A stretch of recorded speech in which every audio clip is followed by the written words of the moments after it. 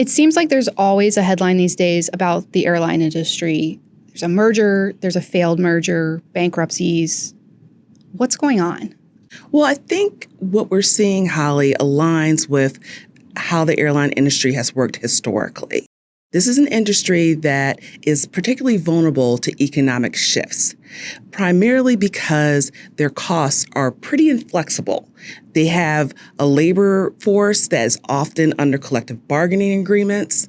Then from there, they're dealing with the demand that shifts for a variety of reasons, be it an economic downturn, an epidemic, or international conflict. So it's hard for the industry to pivot quickly when these things occur.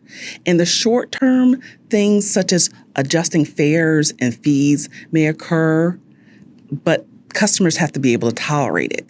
If they need to make long-term adjustments to what's going on within their operations, airlines may consider mergers or acquisitions.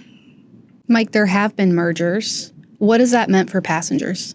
When airlines merge, they look at routes where previously they had independently competed, often against each other. They can eliminate those routes so they're no longer competing with each other, so there's less competition on those routes. We found that can lead to higher prices, less frequent flights, and fewer nonstop flights. As Danielle mentioned, these merged airlines can have some additional advantages because of larger scale. That can allow them to enter additional routes, bring more competition to those routes, and bring prices down on some subset of routes. But if you look across the industry, around the time that the big wave of mergers was happening, those were mostly done by 2011. That was a period of less airline capacity and increased prices for passengers. So Danielle, when it comes to mergers, what has it meant for the airlines themselves? They're hoping to reach more passengers and as well as then increase their operational efficiencies. But there wasn't clear evidence to actually support that actually occurred, especially in the passenger area. And further, we were seeing in the first 5 years that efficiency was decreasing. And that was evidenced by a decrease in on-time arrivals. And so airlines were finding that it was tougher to merge workforces and information technology in those first 5 years to gain that efficiency. Mike, we're looking at the impact of all these changes going on in the airline industry. How do we know that? How do we know what's going on? I like to say at GAO, we do our homework. For us, that started with talking to experts and stakeholders. So that's the federal agencies that oversee aviation and competition issues. It's talking to the airlines themselves. It's talking to consumer advocacy groups that represent passengers. And it's talking to analysts who track the financial condition and developments in the industry. We also identified the best existing research on consolidation, competition, mergers in the industry. We didn't stop there. We analyzed data on millions of flights across thousands of routes across many years. We looked at how prices, competition, passenger counts evolved over those years. And that's a sort of thoroughness that makes us feel like we're confident we know how does this ultimately impact passengers.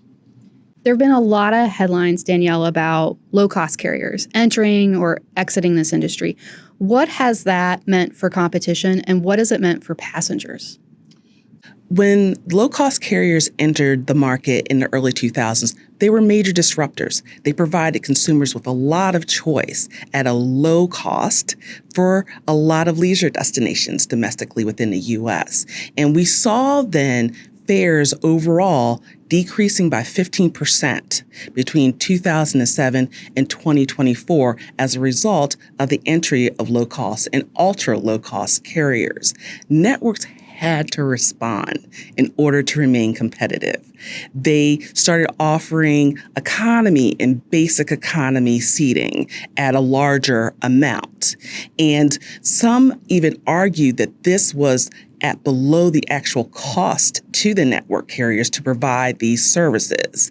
And they were able to do this because they had diverse revenue streams, including carrying cargo, offering premium and first class seating, and ultimately credit card programs that allowed them to generate revenue without even providing a service. Therefore, they became really tough competitors to low-cost carriers. One of the best known low-cost carriers was Spirit Airlines, and obviously it went out of business.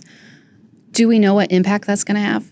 I shouldn't try to predict the future, but I think our study of the industry and previous bankruptcies that led to consolidation allow us to sketch a couple scenarios about what might happen and what it might depend on. What will happen will depend on how Spirit's valuable resources are distributed in the industry. And those resources are its fleet of planes and its airport gates. So you could see if those planes and its gates are acquired by some of the major network carriers, it could reinforce their scale advantages, make their networks more attractive, make their loyalty programs and credit card miles more attractive, and reduce competition that's brought by other airlines and ultimately increasing prices. So on the other hand, if Spirit's resources, if its gates, if its airplanes are acquired by smaller carriers, it could give those carriers the scale to compete more effectively with the larger network carriers. So looking ahead, what might we expect to see from airlines? Industry stakeholders have mentioned to us that low-cost carriers are starting to get more engaged in premium services. So more leg room, as well as then possibly including baggage and other benefits to your fare. And it'll be interesting to see how the networks respond then to this engagement by the low-cost carriers. Separately, GAO is starting some work related to long-term trends at airports. Among those long-term trends is extreme weather and how extreme weather may affect these airports, including flooding. And if flooding then results in delays in takeoff, basically, and landing, it may affect airline behavior. They may not consider it profitable to go to certain airports. Last question. What's the bottom line of our report? Bottom line is that competition's been intense over the past couple of decades, and that low-cost carriers have played a key role in that competition. I think the history of the industry is a history of change. The industry hasn't been static. There have been shocks, there have been adaptations, mergers, new entrants. Ultimately, that dynamic response has been good for passengers. Thank you, guys. Thank you, Holly. Thanks, Holly.